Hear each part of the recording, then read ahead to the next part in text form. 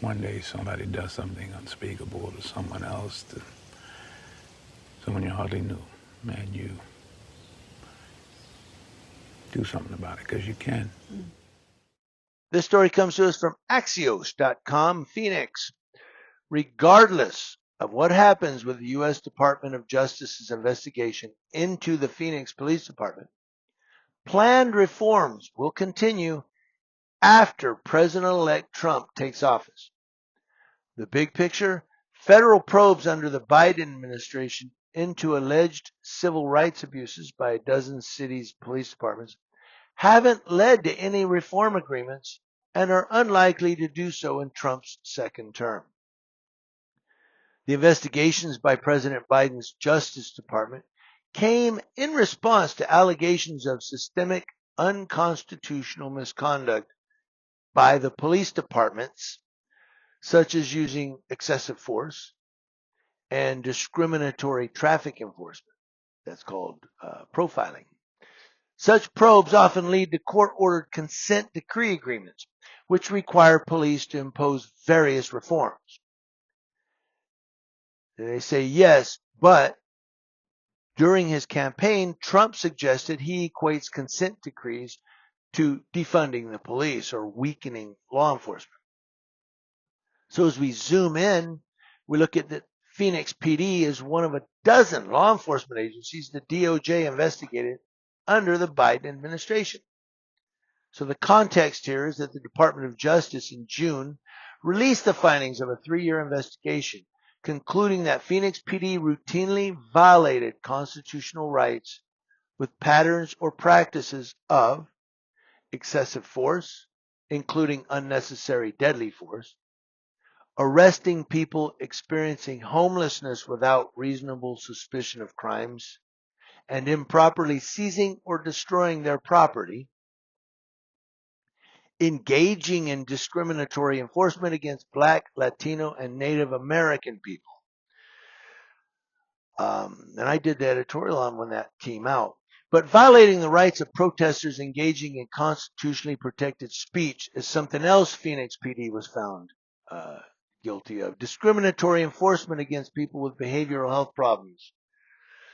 So now Phoenix City Council in September approved a handful of police reforms intended to address some of the Department of Justice's findings.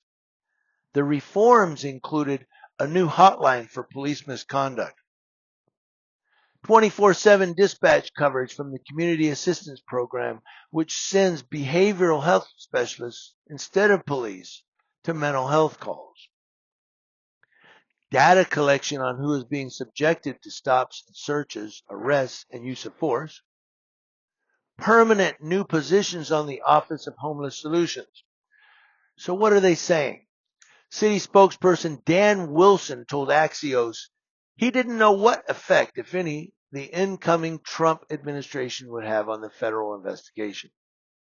But the city is committed to moving forward with the September reforms as well as a longer-term plan currently under development, he says, regardless of who's in office.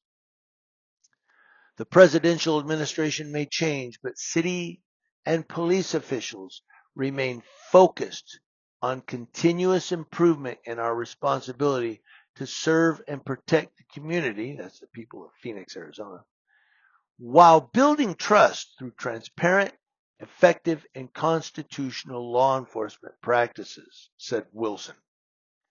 Now, what's between the lines? Some city council members and other officials openly urge the Department of Justice not to impose a consent decree. Department of Justice attorneys promoted the idea for Phoenix police following the report's release. Now, a flashback. During Trump's first term, his administration refused to enter into any consent decrees to reform police departments, even after the 2020 murder of George Floyd at the hands of Minneapolis police put pressure on law enforcement agencies. Remember, the country burned.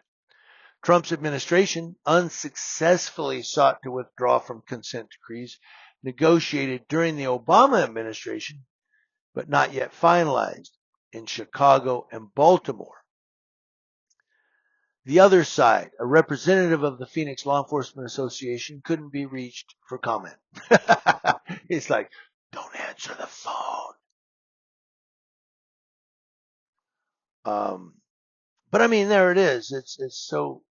I guess what I'm reading here, and I went through this a few times just to kind of get it up here,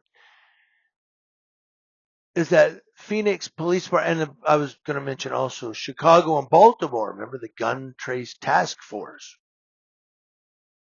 He took that guy down. Remember, he was all like, "I'm the king of Baltimore," and then at the trial where he got sentenced, he was crying. "I love you, baby. Goodbye." Right? Sorry, I just hate bad cops. But I guess what they're saying here, so Phoenix, Arizona, I guess what the officials in Phoenix are saying is, look, we don't care if it's Biden or Trump. We're going to go ahead with the decrees that we made in September of this year. We're going to march forward on those. We're not going to go, oh, there's a new president. We're going to continue on that. And what I want the people in Phoenix, Arizona to do is pay attention and see if they really do march forward with their reforms.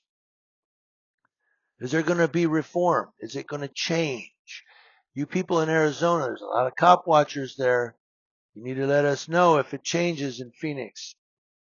Are the police going to change?